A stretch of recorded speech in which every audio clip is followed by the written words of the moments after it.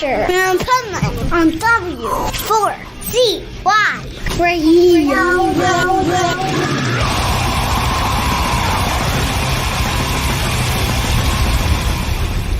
Wake up, America! It's time for the Adventures of Pipeman on W4CY.com, West Palm Beach's #1 internet radio station. Here's your host, the Pipeman. This is the Pipeman here on the Adventures of Pipeman W4CY Radio, and I'm very excited about our next guest because, okay, so my oldest daughter, her birthday is on April 19th, but there's something more exciting on April 19th, and that's because we're going to have a new release from the one and only That Jamieson. How are you? I'm doing well, and early happy birthday to your daughter. I'm going to send her a free copy of No Sleep Til McSorley's just in time for her birthday. Nice. She'll love it. I think she was with me one time when I saw you at a festival. I'm pretty sure because I do all the festivals. Yeah. And I was like, come on, we're at Metal Festival, but we got to check out some comedy. Where was that? I don't remember. Maybe it was Rock on the Range, I think. Yep, that was probably it. Yeah. They used to do the comedy tent there. And yeah, they've changed that now. It's called Sonic Temple. Yeah, we're actually doing ticket giveaways for Sonic Temple, but you know, I do kind of miss the Rock on the Range days, and I do miss that comedy tent because that was cool as hell, and it was always so busy. Like, I love combining both parts of the world in there. And you know, back in the day, you couldn't even combine one type of metal with another type of metal, much less put comedy in there or anything. So that's what's way cool about today. Yeah, thanks, man. That's my whole career. What career there is to speak of, but yeah, my two worlds, the two things I've loved my whole life is, you know, hard rock, heavy metal, and comedy. You know, and to be able to mix those two worlds is incredible. And yeah, people are way more accepting now. You know, people don't, you know, even at festivals, you see sometimes it's a weird lineup, or even some of the tours that are out now, they go, that's a strange lineup. But I think it's better that way because then you don't get bored. You don't want the same, you know, three bands, one after the other playing. You know, I just saw Burning Witches, LA Guns, KK's Priest. And people are like, why are the LA Guns on there? They're not metal. And yeah, exactly. Right. You know, we need a little break. Need a little break. They're going to kick ass. They're probably heavier than you remember, but no, we don't want three power metal bands in a row. So to me, like, they were the perfect fit there. And when I go out on the road and open for bands, people seem, you know, for the most part, pretty okay with it. Yeah. I mean, I think it is better to have that, like, mixture. I think the hardest thing for somebody like you, though, and I wanted to ask you, is nowadays, what's it like being a comedian? Because I think to myself, man, that's a hard job now, because before you used to just, as a comedian, offend everybody, and now, I don't know, that seems a little harder. It's exactly what this album is all about. So people will get, you know, I tackle all the craziness and all the things that trigger people. I tackle on this album, but without being the get off my lawn guy, right? That's right. The last thing I want to be. I don't want to be, you know, no crowd wants to be lectured to who they're supposed to vote for or how they're supposed to feel. But I just want people to laugh, but we have to talk about the complete insanity in this world. And because, you know, doing comedy is great. I'm not the best. I'm not the worst, but I've saved a lot of money on therapy over the years. Right. And then you take music too. I always say music's the best therapy, and so is laughter. So like when you combine the both of them, when you can mosh and laugh at the same time, yeah, that might get rid of all mental issues. Yes. And that's why we all lost our minds during COVID, because we had nowhere to get that aggression out, to get all that anxiety out. That was the worst part of it. But yeah, man, without shows, without the live performance, it's just tough. You know, we depend on that. And the last part of the album is basically called Music is the Healer. And so when I talk about all the crazy stuff in the world, the Hollywood phonies, the politicians, it all culminates into a happy ending, which is, put your faith in rock and roll. And I love that that's the happy ending at the end of my set. I love that too, man, because listen, we are so polarized in this world right now. And to me, when I go to a metal festival or anything comedy, I think that's the place where we all unite. It doesn't matter what walk of life you're from. Yeah, Carlin said it the best. He said, the comic's job is to find the line and then keep going over it. And, I feel that way, man. Like with anything, you just got to grow over the years, and you can still be edgy. You could still get away with a lot of stuff, but it's almost like you have an extra layer of comedy now when you perform, because you have the main joke that everyone's going to laugh at, but then there's always that little message that's underneath that not everybody catches. But if you do, it's great, because I want to be able to make fun of, Gen Zers and millennials, old people, young people, white, black, but, without them feeling self-conscious about it, that we can all laugh at what's funny about us as human beings. So like I said, I don't want to be the get off the lawn guy, but, there's a lot I have to get off my chest, and it's all on this record. And what is the feedback that you are getting from your audience these days from taking that sort of viewpoint? Everything on this album has been battle tested for the last couple of years. So, when I talk about trans people, I've done it in front of trans people, and they've come up to me after the show and bought all my merchandise and followed me on social media. If I talked about LGBTQ, all those people come to my shows and they laugh at all that stuff. The Gen Zers, I had a table a couple nights ago, all 23 years old, and they had tears streaming down their face. I go, you realize I just made fun of your exact, age group for the last 10 minutes. And they go, we know, we suck. So that's what it's about. It's like, we have to, as humans, be able to laugh at ourselves. And so this material is not, there's no hate in it. It's all love. I love it. And I love the name of the album, and then you start off with a Phil Campbell intro and No Sleep Till McSorley's, which is like the oldest bar in New York ever. So it's like paying homage to two legends, McSorleys and Lemmy. Well, you know what? You're the first person to kind of put it that way, and I appreciate it, because, McSorleys is a place I've been going to for decades. Just as a place to meet up with friends, so we don't lose touch. People have families, they move into the suburbs, they get different jobs or whatever. So McSorleys was always that place. Like, hey, you in town? Let's go to McSorleys. And I was sitting there thinking, like, God, I got to record a new album. This was back in the summertime, and I was racking my brain, and then I'm like, wait a minute, I should just do it right here, even though they'd never done shows in there before.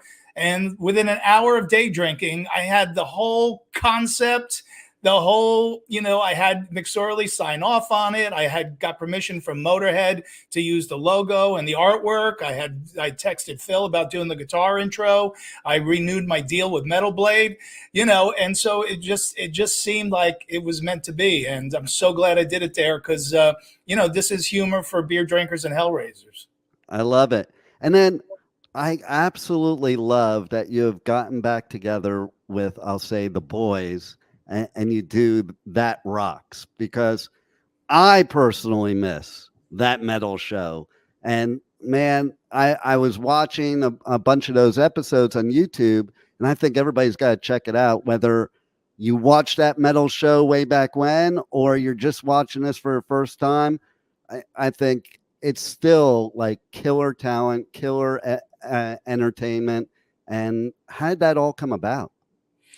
What, the new version? Yeah. So, basically, people obviously still to this day, after we've been off the air for like 7 years, But we know how loyal, rock and metal people are. And so, Totally. people always come up and say, hey, when are you guys going to get back on TV or whatever? And, but in about the last 3 or 4 years, what I've been getting the most is 22, 23-year-old kids come into like my stand-up shows and stuff and go, oh my God, I watched you when I was 11. And I'm like, Wow. what? And they say, yeah, I used to watch with my dad or my mom and dad. And now they're young people and they love this type of music. So, I finally said to the guys, let's see if we can team up with somebody and just make it happen on our own. Anything in my career personally is something I went for, that I got, that I took action on. I never sat back and waited for anything. And so we hooked up with these young guys who all they do is produce stuff like this, streaming content. And, that we came up with the name That Rocks because it wasn't the first choice, believe me, but it was the one that was available, and that we could trademark. So I've now had two TV shows with the same other two guys with two names that I don't like at all, but it doesn't matter as long as we're doing our thing. But for people who saw That Metal Show, it's myself, Jim, and Eddie, and it's our new digital version of That Metal Show on YouTube. Yep, there you go. And so what else do you have coming up as far as live shows? Are you going to be doing festivals this year? What else you got? I just got done with the Monsters of Rock cruise. Myself, Jim, and Eddie host that every year, and we do comedy shows on there and introduce bands, and that's something steady every year. There's a festival in Gatlinburg, Tennessee, run by the same people as the cruise. It's called the Mountain Music Festival. So we're going to host that again. And other than that, just be on the road doing my live stand-up dates all over the country, man. So if people want to follow me on my social media, I'm on, X and Instagram and Facebook. I put all my gigs up there, and I'll have No Sleep Till McSorley's, which is behind me here. The physical copies of it, if you like me, who likes a CD or a vinyl, I will have vinyl eventually. Come see one of my live shows and you can pick that up. But in the meantime, you could pre-order it on one of your favorite streaming services. My preference is Apple Music. I don't make anything on Spotify. So if you have Apple Music, hit the button and download it. And even if you don't like it, then you send it to the Pipeman's daughter for her birthday. Oh, and I know they're going to like it because I was listening to it. And, it's funny. Like, I don't find a lot of comedians funny today, maybe because they are curbing it a little bit. And like right from the get-go, your new album is extremely funny and gets me away from all the bullshit we have to deal with in the world and lets me escape. So everybody's got to check it out and get their own copy, and they'll love it for sure. Thank you, Dean. That's very cool of you to say. And that's really what it is. A lot of people go, man, the crowds must be tough these days. And I'm like, well, again, I've been doing this a long time. The crowds that come and see me kind of know what to expect. But at the end of the day, it's just about making people laugh. And to be honest, the people, the triggered type of people, they don't come out anymore. So, yeah, they stay home and get angry at people on social media. Right. Yeah. It's funny. Speaking of that, I was talking to one of my daughters one day. I'm like, some days I just want to drive down the road, throw my computer out the window, phone out the window, iPad out the window. And she's like, Dad, who you can? You're just as addicted as anybody. I'm like, yeah, but I remember a time when we didn't have it and it was better for sure. And there's good to it now, but it's like, man, I was just talking about this on an interview earlier, talking about the Sunset Strip in the 80s. And I'm like, man, thank God nobody's got any record of me on the Sunset Strip in the 80s. And there was no social media, no video, no nothing. So it's like, and I think we had more fun back then too, because instead of living through our devices, we had to actually experience it and remember it in our head, not take a picture so we could remember it later. Yeah, man. I mostly agree. I mean, stuff like GPS now is unbelievable. Back in the Hmm. day, for me trying to get to comedy gigs was just like, Yeah. trying to read a map or try to call other comics and say, how the hell do I get to this place? Or you try to call the club and they don't even know there's a comedy show. So there's some great stuff. But I agree, man. Like, can you imagine? The one thing we all loved growing up about Kiss was the mystery Mm. of never seeing their face. And you could never do that now because everyone's got a camera in their back pocket. So all they have to do is, oh, that's Gene Simmons. Click. Hmm. The mystique is gone already. So you can't have that. And at shows, it's just like you see people and they're filming. And I'm like, if you didn't film or take one photo, you will remember this concert 100 times more vividly. And they're not even going to look at that video ever again, more than likely. It sits in their cloud, and that's about it. Yeah. But damn, man, I gotta say, they need to get No Sleep Till McSorley's, and they need to just put their devices away and just listen and disappear and have a great time, as they will. Are there any final words you want to leave the listeners with? Just, I do my albums for a record label called Metal Blade, who have been around almost 45 years now. And they're a big part of my musical DNA from growing up. I mean, they've had, so that's the first label that had Metallica on and Slayer and King Diamond. And, I'm very proud to be a comedian on a heavy metal label. And it kind of pulls the whole picture together for me, and also to pay tribute to my favorite band Motorhead on here means a lot to me. But if you're not a hard rock or metal fan and you're watching this or listening to this, it's what's inside is for everybody. If you get the humor of the packaging and all that, that's a bonus. But what's inside is for everybody, and I hope everybody enjoys it. And really big thanks to you, Dean, for helping to support it, man. I really appreciate it. Oh, my pleasure. And I it's funny when I saw that you were on Metal Blade, I'm like, that is really cool. Cause funny, my whole metal career came from Brian Slagle. So I moved from Jersey to LA in 1980. And I used to go to this little record store in the Valley called Oz Records. And there was this store clerk there that used to say to all us, hey, get this album. Hey, get this. And that was Brian Slagle when he first started Metal Blade. And I told him a few years ago, I was like, that was the most brilliant marketing plan ever. He goes, I was just a record store clerk. He had no idea what he was getting himself into. No.